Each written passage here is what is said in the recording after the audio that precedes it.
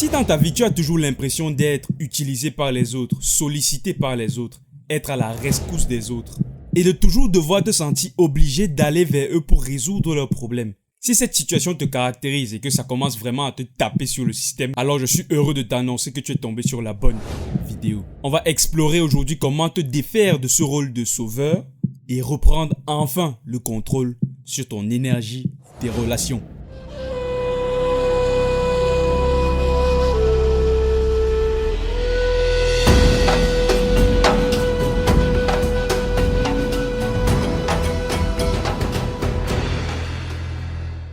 Bienvenue sur Ubuntu, la chaîne qui n'a qu'une seule obsession, renforcer ton mindset.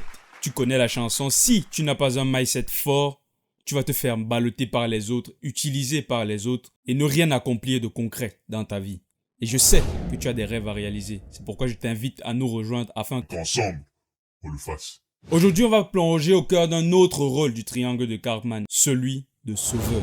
Petite interro, encore une fois, petite interro. Les deux bavards, je vous ai repéré les deux bavards au fond de la classe la dernière fois. Venez ici, venez ici.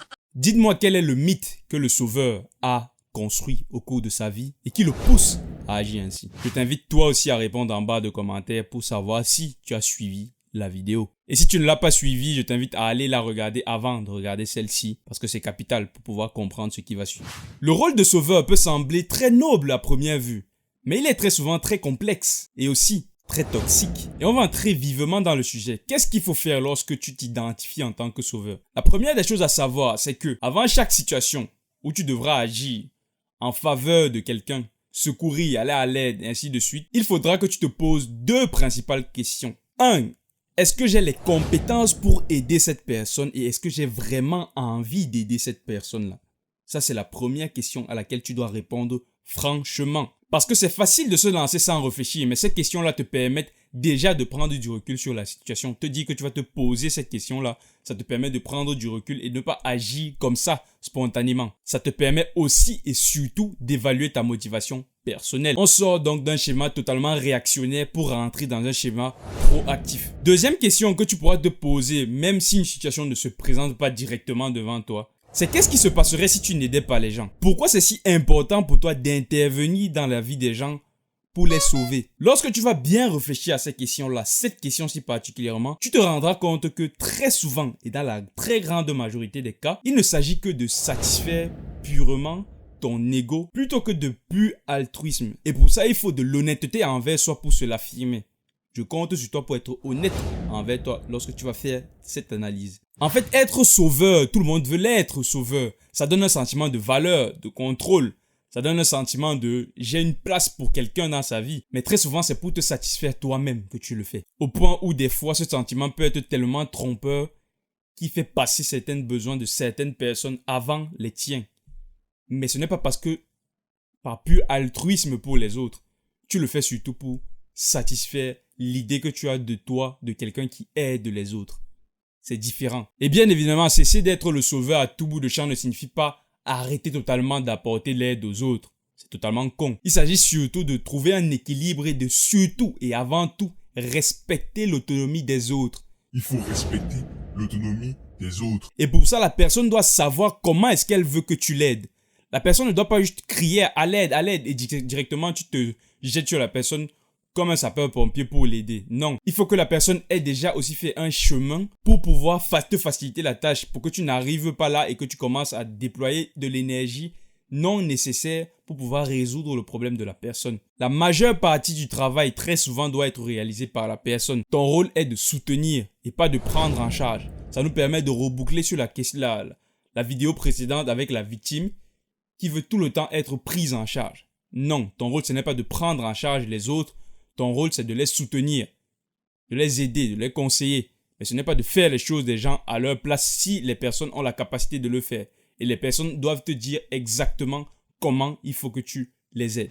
Maintenant, prenons un exemple concret. Imagine que tu as un camarade de classe, quelqu'un ou bien un collègue, bref, imaginons que tu as quelqu'un dans ton entourage avec lequel vous participez, je sais pas, à un séminaire, un cours ou je ne sais quoi, sur lesquels vous serez évalué par la suite, notamment par un devoir que vous devrez rendre à la fin. Imagine que la personne vienne te dire, écoute, Dia, je ne comprends rien du tout au cours, explique-moi tout. en bon sauveur que tu es, tu vas aller courir pour aider la personne, faire toutes les bases du coup. En fait, tu vas dépenser énormément d'énergie pour pouvoir sauver la personne de sa situation. Non, arrête ça. C'est exactement ce qu'il ne faut pas faire. Plutôt que de te précipiter pour aller faire le cours à la place du prof à la personne ou bien prendre directement son cahier, faire tous ses devoirs à sa place. Rappelle-toi de ce dont on a parlé en début de vidéo. La personne doit te dire clairement comment est-ce que la personne veut que tu l'aides. Et donc, tu vas d'abord demander à la personne d'éclaircir ses zones d'ombre. Qu'est-ce que la personne ne comprend pas exactement? Il faut d'abord qu'elle fasse un travail. Parce que c'est très facile de venir me pointer devant toi et te dire « Je ne comprends rien, explique-moi tout. » Parce que je sais que tu vas tout faire et moi, je serai juste là, je vais gober.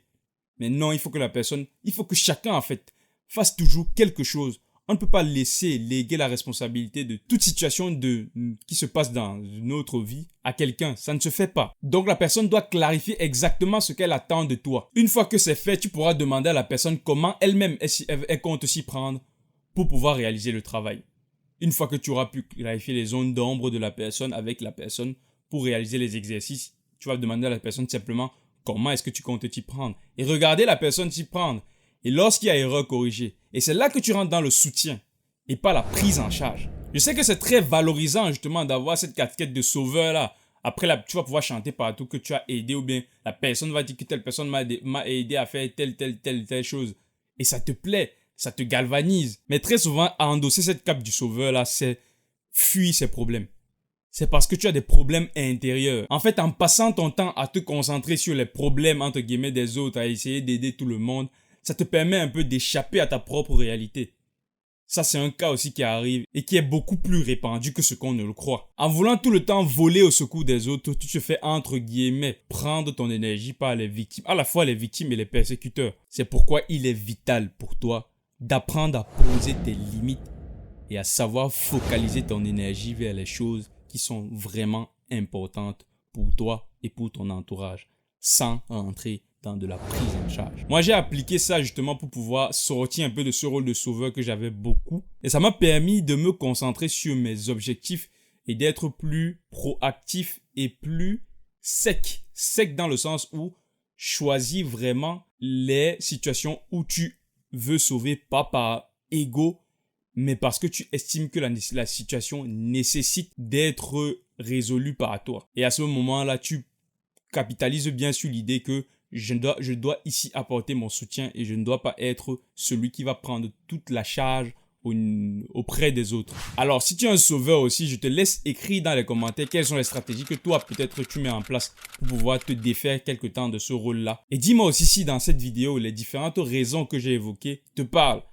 Et si ça te permet, en tout cas, de pouvoir avoir un nouvel avis, une nouvelle perspective, justement, sur ce rôle que tu passes ton temps à incarner malgré toi. N'oublie pas que les conseils que je donne ici ne seront efficaces que si tu les mets en pratique. Donc, essaye de repérer toi-même les situations où tu as tendance à toujours être dans la position de sauveur et réfléchir à toutes les stratégies dont on a parlé pour pouvoir toi t'entraîner et derrière, lorsque les situations se présenteront, y répondre avec vigueur. Ce sera difficile au début forcément, mais tu verras qu'avec le temps, les changements positifs s'opéreront dans ta vie. Alors si tu as aimé la vidéo, n'oublie pas de liker et de t'abonner. Ça me permet déjà d'avoir plus de force pour continuer à produire les vidéos. Et ensuite, ça va permettre aux autres personnes qui ne connaissent pas la vidéo de s'informer. Donc si tu as des personnes qui pour toi devraient entendre les mots et les messages qui ont été dits dans la vidéo, n'hésite pas à leur partager la vidéo. Ça me ferait un grand plaisir. Sur ce, je te dis donc à très bientôt sur la chaîne qui te permet de renforcer ton mindset pour un avenir plus conscient. Parce que la seule manière de prédire le futur, c'est de le créer soi-même.